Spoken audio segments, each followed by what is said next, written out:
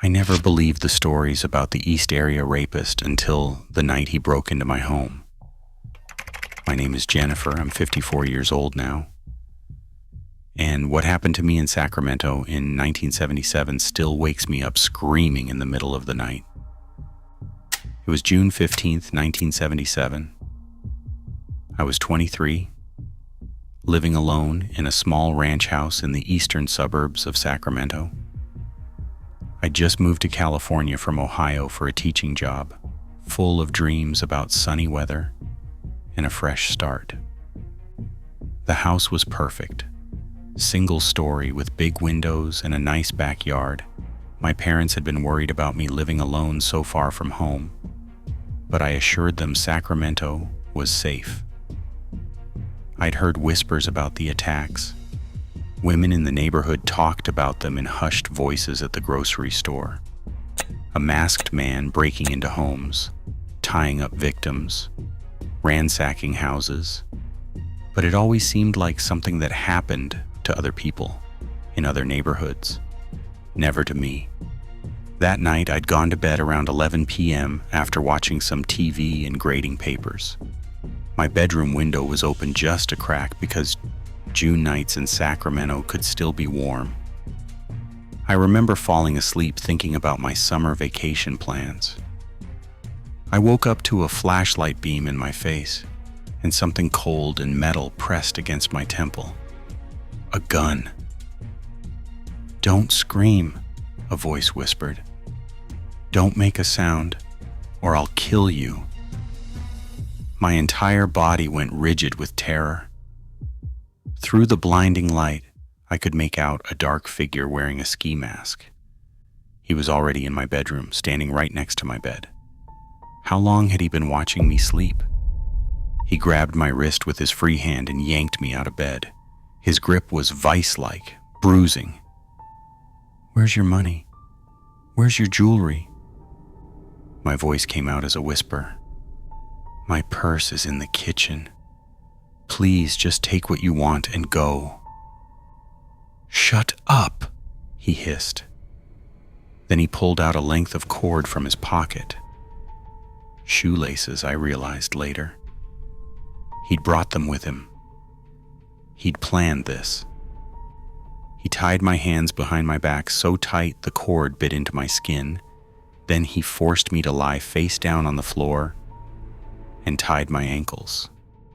The whole time he kept the gun pressed against the back of my head. "If you move, if you scream, I'll blow your brains out. Do you understand?"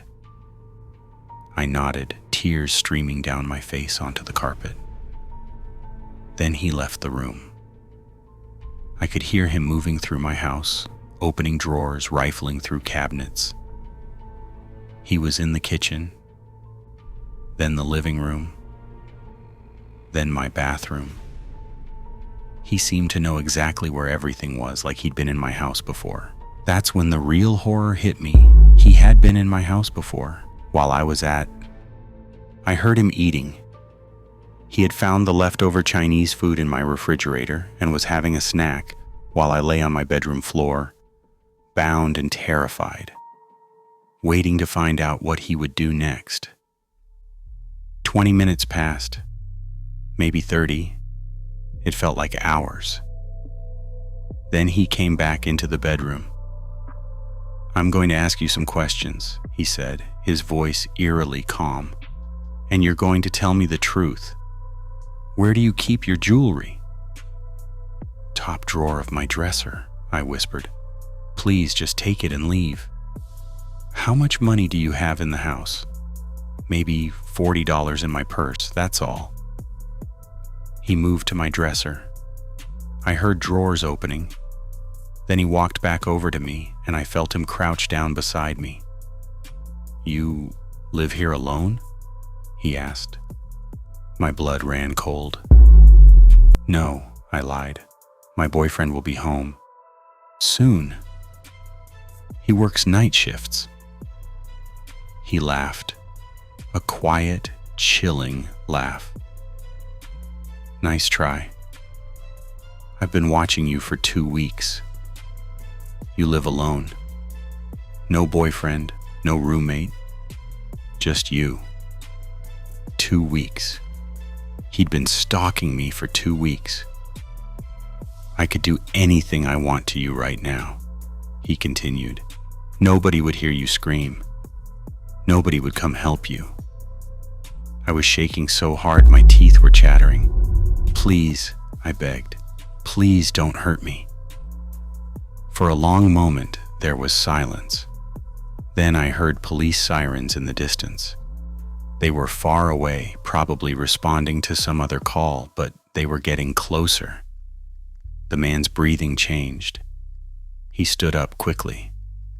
"This is your lucky night," he whispered. "But I know where you live. I know your routine. I can come back anytime." Then he was gone. I heard the back door close, footsteps in my yard. Then I lay there for what felt like forever, too terrified to move. Convinced he was still in the house waiting to see if I'd try to escape. Finally, I managed to work one hand free and untied myself. I called the police. They came immediately. By then, other women in the area had reported similar attacks. I was the 14th victim of what they were calling the East Area Rapist. The detective who took my statement was gentle but blunt. "You're lucky he didn't rape you," he said. "Most of his victims aren't that fortunate." Lucky. That word haunted me. They told me he probably got spooked by the sirens and fled before he could assault me. They told me I should move, that he might come back. They told me he was stalking neighborhoods, selecting victims, breaking into homes when people were away to unlock windows and doors for later access. I moved back to Ohio 2 weeks later. I couldn't stay in that house, couldn't stay in Sacramento. Every shadow, every sound made me think he was coming back. For years, I followed the case. The East Area Rapist struck over 50 times across Northern California. Then he moved south and started killing. He became known as the original Night Stalker, later dubbed the Golden State Killer. For decades, he vanished.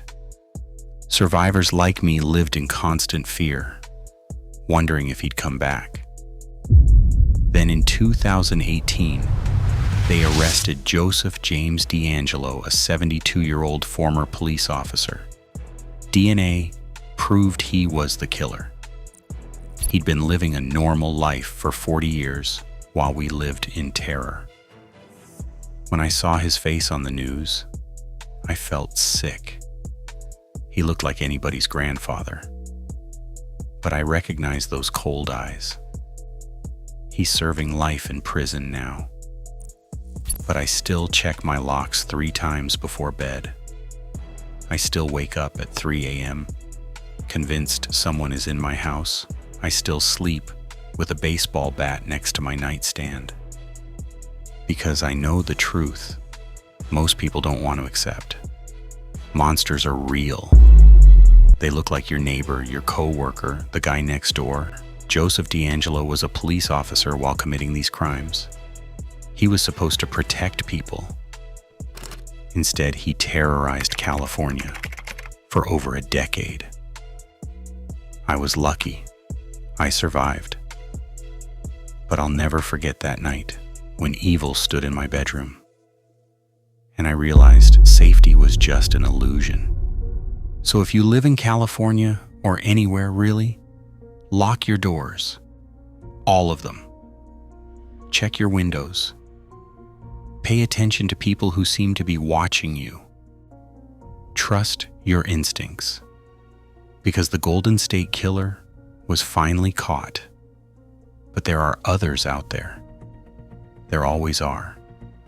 And sometimes they're hiding in plain sight. If this story affected you, please like, comment, and subscribe. And remember, stay vigilant. Your life might depend on it.